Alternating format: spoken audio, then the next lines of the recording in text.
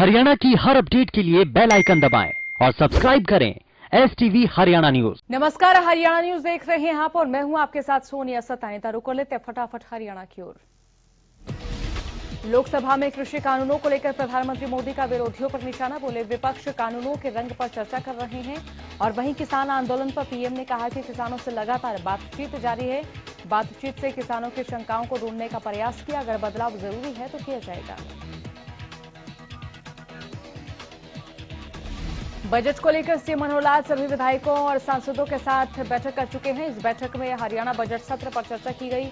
इस बैठक में कई अहम फैसले लिए गए। बैठक के बाद कैबिनेट मंत्री कंवरपाल गुर्जर ने प्रेस कॉन्फ्रेंस कर जानकारी साझा की। प्रेस कॉन्फ्रेंस के दौरान जानकारी दी गई कि हरियाणा विधानसभा का बजट सत्र 5 मार्च से शुरू होगा। सीएम मनोहर लाल की अध्यक्षता में चंडीगढ़ सिविल सचिवालय में हुई मंत्रिमंडल बैठक में निर्णय लिया गया है। किसान आंदोलन के चलते मार्च में सत्र बुलाने का निर्णय लिया गया है। कैबिनेट मंत्री कंवरपाल गुर्जर ने कहा कि ओलंपिक खेलों में भाग लेने वाले खिलाड़ियों को अब तैयारियों के 5 साल रुपए की अग्रिम राशि दी जाएगी। खेल नीति में प्रावधान कर इसकी अधिसूचना जल्दी जारी की जाएगी। चरखी दादरी के फर्जी एनकाउंटर पर बोले गृहमंत्री अनिल विज। कहा, एक सिपाही गिरफ्तार किया गया हो, 3 लोगों को इस मामले में सस्पेंड किया गया। सिरसा नगर के विकास कार्यों के लिए विधायक गोपाल कांडा ने 22 करोड़ रुपए स्वीकृत करवाए। गोविंद कांडा ने कहा कि विकास कार्यों में कमी नहीं आने दी जाएगी और इसी के साथ सूबे के मुखिया मनोहर लाल का आभार व्यक्त किया गया। जेजेपी नेता दिग्विजय चौटाला ने चंडीगढ़ में प्रेस कॉन्फ्रेंस कर कहा कि हम छात्र संघ चुनाव के लिए प्रतिबद्ध हैं और यूनिवर्सिटी खुलने के बाद चुनाव प्रत्यक्ष रूप से होंगे। इसके साथ ही किसान आंदोलन पर दिग्विजय चौटाला ने कहा कि किसान लंबे वक्त से धरने पर बैठे हैं और हमें उनकी चिंता है। बीजेपी नेत्री सोनाली फोगाट अब राजनीति के साथ साथ अभिनय में भी दमखम दिखाएंगी। बिग बॉस से बाहर होने के बाद उन्हें पंजाबी और हिंदी फिल्म में काम करने का ऑफर मिला। इसके साथ ही उन्हें दिल्ली में एक गाने के शूट का भी ऑफर आया है। कृषि सुधार कानूनों के विरोध में दिल्ली की सीमाओं पर प्रदर्शन कर रहे किसानों का आंदोलन 78वें दिन भी जारी है। किसान लगातार अपनी मांगों को लेकर डटे हुए हैं। वहीं दिल्ली पुलिस ने सिंघू, टीकरी और गाजीपुर बॉर्डर बंद रखा, जिससे लोगों को आवाजाही में परेशानी हो रही है।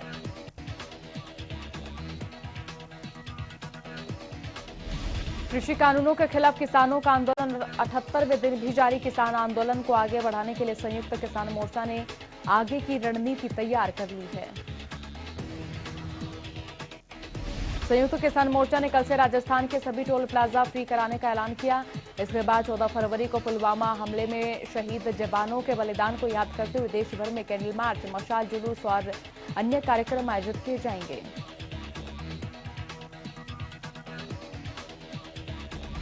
किसान मोर्चा ने बताया कि 16 फरवरी को किसानों के मसीहा सर छोटूराम की जयंती के दिन देश भर में किसान एकजुटता दिखाएंगे। वहीं मोर्चा की ओर से 18 फरवरी के दिन देश भर में रेल रोको अभियान चलाने की बात भी कही गई।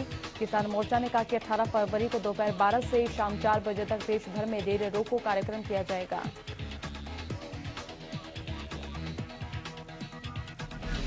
किसान नेता राकेश टिकैत की अपील के बाद एक बार फिर किसानों का आंदोलन पूरी मजबूती के साथ खड़ा है। आंदोलन में नई जान फूंकने वाले राकेश टिकैत इन दिनों काफी सुर्खियों में हैं।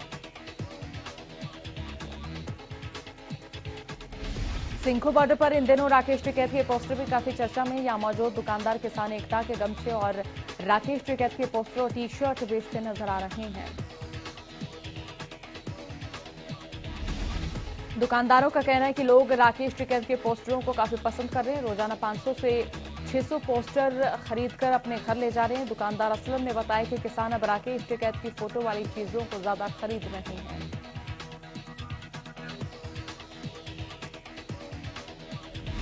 किसान नेता गुरनाम सिंह चडूनी बुधवार को हरियाणा पंजाब सीमा पर स्थित शंभू बॉर्डर पहुंचे। इस दौरान चडूनी ने पीएम मोदी के आंदोलनजीवी वाले बयान पर पलटवार किया। चडूनी ने कहा कि अगर देश को आंदोलनजीवी आजाद न करवाते तो देश आजाद ही न होता।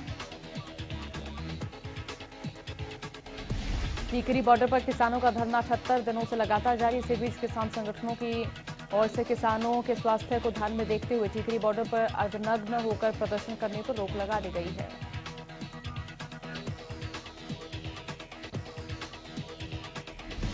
दरअसल किसान नेताओं ने अर्धनग्न होकर प्रदर्शन करने वाले किसानों को कपड़े पहनाए और किसानों के स्वास्थ्य को ध्यान में रखते हुए अर्धनग्न प्रदर्शन को रोकने का फैसला लिया। किसानों ने कहा कि खाप पंचायतों से आंदोलन को नई ऊर्जा मिल रही है। साथ ही किसानों ने कहा कि जब तक कानून रद्द नहीं होंगे तब तक वो घर नहीं जाएंगे।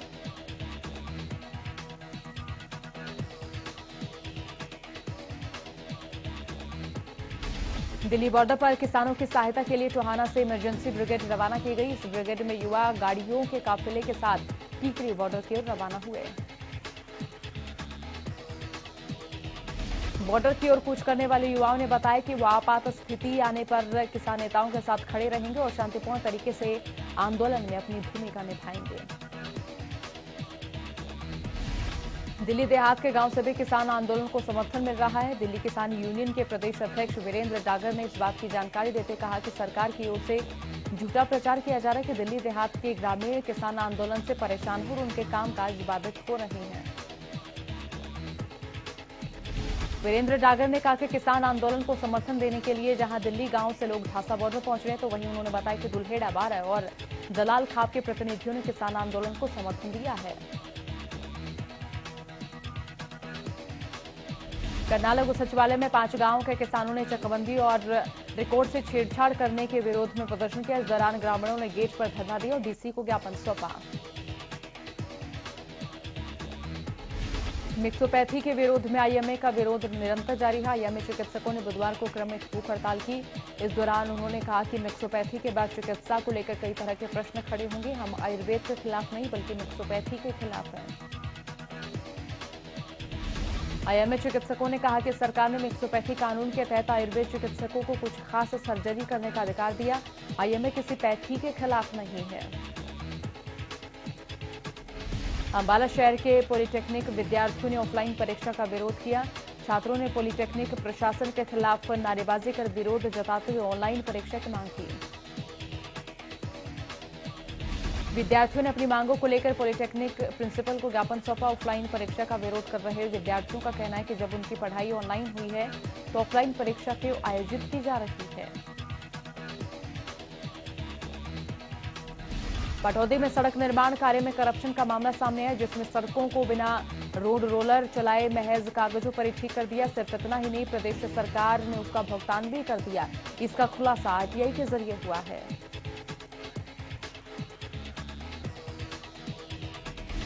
आरटीआई एक्टिविस्ट रमेश कुमार की माने तो पटौदी नगर परिषद ने साल 2018 में शहर में खस्ताहाल सड़कों को ठीक करने का ठेका दिया था, लेकिन निर्माण कार्य के दौरान जो सड़कें बनी हैं उनमें रोड रोलर का जो नंबर दर्शाया गया है असल में वो तो बाइक का है।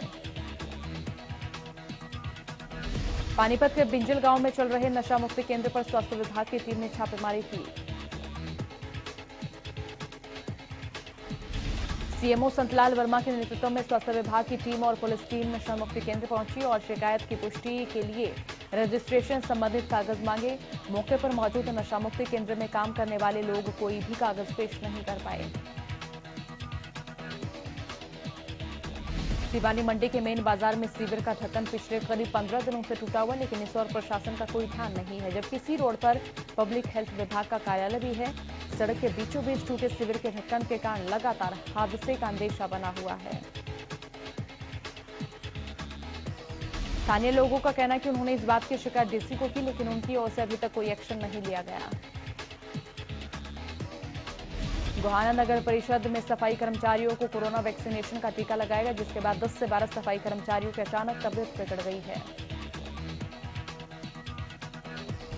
जिसके बाद उन्हें गोहाना के नागरिक अस्पताल में भर्ती किया गया, जहां डॉक्टर्स की टीम ने सभी का इलाज किया। इस दौरान डॉक्टर्स का कहना है कि सभी कर्मचारी बिल्कुल ठीक हैं और घबराने की कोई बात नहीं है। कोरोना काल में कई ऐसे लोग रहे जिन्हें बेरोजगारी का दंश झेलना पड़ा। रेवेन्यू लॉस के कारण कई सरकारी दफ्तर से आउटसोर्सिंग कर्मचारियों को बाहर का रास्ता दिखाया गया, लेकिन गुरुग्राम नगर निगम ने न ही सिर्फ कर्मचारियों को समय पर तनख्वाह दी, बल्कि किसी भी कर्मचारी को नौकरी से नहीं निकाला। गुरुग्राम नगर निगम में 5000 से ज्यादा सफाई कर्मचारी तैनात हैं। ये सभी कर्मचारी पूरी तरह से नगर निगम पर ही निर्भर हैं। इन कर्मचारियों ने कोरोना जैसी आपदा में अपनी जान की परवाह न करते हुए दिन रात कार्य किया है।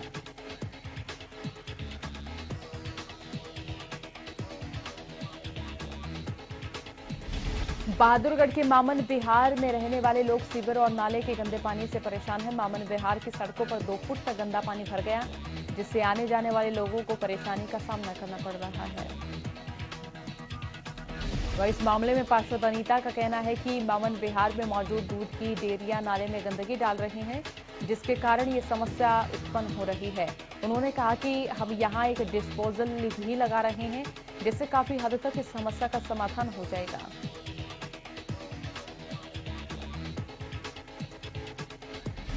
रेवाड़ी में नगर परिषद का एक और बड़ा कारनामा सामने आया, जहां नगर परिषद अधिकारियों ने शहर को स्मार्ट सिटी बनाने के नाम पर लाखों रुपए के अंडरग्राउंड डस्टबिन लगा दिए, लेकिन इन अंडरग्राउंड डस्टबिन को लेकर जैसे दावे किए गए थे उस हिसाब से इनका इस्तेमाल नहीं किया गया। इन अंडरग्राउंड डस्टबिन के अंदर ना सेंसर लग पाए, ना ही सॉफ्टवेयर डाला गया, ताकि अंडरग्राउंड डस्टबिन के भरने पर सायरन बजे और अधिकारी ऑटोमेटिक तरीके से मशीन भेजकर इन्हें खाली करा सके। अधिकारियों का कहना है कि शहर में 8 जगह पर ये डस्टबिन लगाए हुए हैं, जिन पर 50 लाख से ज्यादा की राशि खर्च की गई थी। वहीं अब जब इसको लेकर अधिकारियों से सवाल किए जा रहे हैं तो वो इन अंडरग्राउंड डस्टबिन को ठीक कराने की बात कर रहे हैं। जींद में एक नगर परिषद का कर्मचारी रंगे हाथों रिश्वत लेते गिरफ्तार हुआ। नगर परिषद कर्मचारी को मकान की प्रॉपर्टी आईडी बनाने के नाम पर 10,000 की रिश्वत लेते पकड़ा है। पुन्हाना के नवनियुक्त डीएसपी शमशेर सिंह ने कार्यभार संभालने के बाद प्रेस कॉन्फ्रेंस के दौरान उन्होंने कहा कि पुन्हाना को जनता और पुलिस की सहायता से अपराध मुक्त बनाए जाने पर जोर दिया जा रहा है। साथ ही अब लंबित पड़े मामलों को भी जल्द से जल्द निपटाया जाएगा। डीएसपी ने सभी थाना प्रभारियों के साथ बैठक कर अपराध पर लगाम लगाने के लिए उन्हें जरूरी दिशा निर्देश भी दिए। बुलेट पर पटाखे बजाने वाले मंचलों पर यमुनानगर सिटी पुलिस की पैनी नजर बनी हुई है। बुलेट पर पटाखे बजाने वालों के खिलाफ शहर में स्पेशल ड्राइव चलाई गई, जिसके तहत पुलिस ने एक दिन में 8 बुलेट को इंपाउंड किया। एसएचओ सुखबीर सिंह ने बताया कि बुलेट से पटाखे बजाने वालों को काफी शिकायतें मिल रही थी, जिसके बाद यमुनानगर के एसपी कमलदीप गोयल के आदेश पर कार्रवाई की गई। पुलिस का कहना है कि आगे भी ये स्पेशल ड्राइव चलती रहेगी। एसएचओ सुखबीर सिंह ने बताया कि उनकी ओर से अभिभावकों से भी अपील है कि वो नाबालिग बच्चों को मोटरसाइकिल न चलाने दें। गोहाना जींद रोड पर गर्ल्स कॉलेज के सामने एक बुलेट बाइक पर पटाखा बजाने एक युवक को भारी पड़ गया। पुलिस ने मामले में संज्ञान लेते हुए युवक का 56,000 का चालान काटा।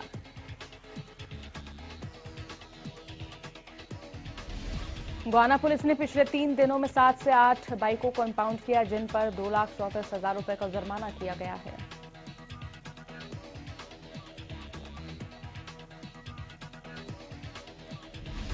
कैथल के 37 गांव में महाग्राम पुस्तकालय खोले जाएंगे। उच्च शिक्षा विभाग की ओर से जिले में महाग्राम पुस्तकालय उपमंडल और खंड स्तर पर खोले जाएंगे।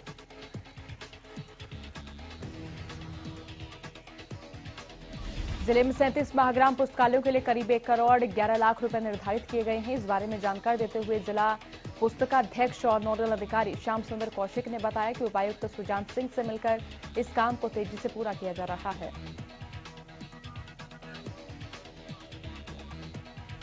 प्रदेश में लगातार बढ़ते साइबर क्राइम के संगीन मामलों के मद्देनजर बुधवार को रेवाड़ी में भी पहली साइबर क्राइम पुलिस स्टेशन का शुभारंभ किया गया, जिसका उद्घाटन साउथ रेंज के पुलिस महानिरीक्षक विकास अरोड़ा ने रिबन काट कर किया।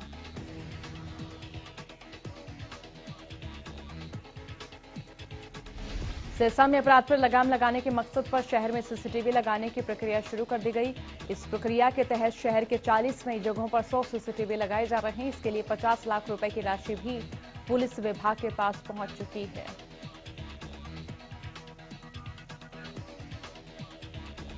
बाजार कॉलोनी या फिर चौराहे सभी जगह सीसीटीवी लगाए जा रहे हैं। सभी जगहों पर सीसीटीवी से पुलिस कंट्रोल रूम में निगरानी रखी जाएगी। गौरतलब है कि इससे पहले भी शहर में 25 जगहों पर 96 सीसीटीवी कैमरे लगाए जा चुके हैं।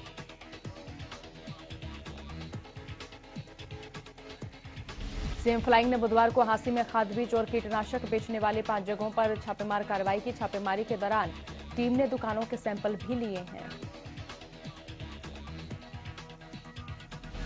सीएम फ्लाइंग की टीम का नेतृत्व कर रहे सब इंस्पेक्टर राजवीर सिंह, कृषि विभाग के एसडीओ ने 3 दुकानों और अनाज मंडी के नजदीक 2 दुकानों पर छापेमारी की। इस दौरान टीम ने बीज भंडार में रखे बीज, खाद और कीटनाशकों की जांच की।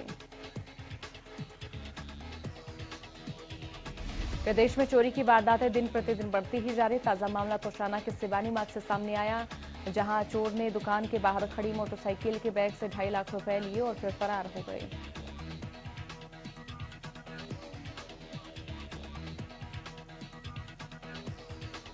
चोरी की वारदात वाला के सीसीटीवी में कैद हो गई। सूचना पाकर मौके पर पहुंची पुलिस ने मामला दर्ज कर आरोपी की तलाश शुरू कर दी।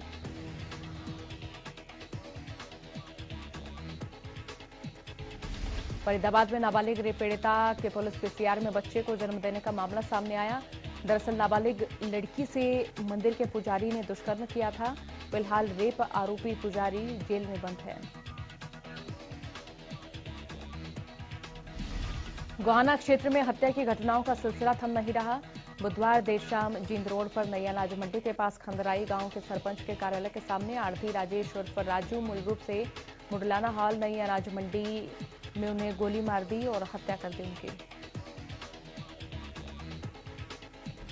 देश भर में आज मौनी अमावस्या मनाई जा रही। मौनी अमावस्या के दिन पितृ पूजन का खास महत्व होता है। आज के दिन स्नान, दान और पुण्य करने को बेहद शुभ माना जाता। मान्यता है कि इस दिन तिल या उससे बनी वस्तुओं का दान करने से भगवान विष्णु का आशीर्वाद मिलता है। मौनी अमावस्या पर पितरों के लिए सारे काम मौन रहकर किए जाते हैं। इस दौरान पितृ दोष से मुक्ति पाने के लिए पितरों का ध्यान करते हुए सूर्य देव को जल अर्पित किया जाता है।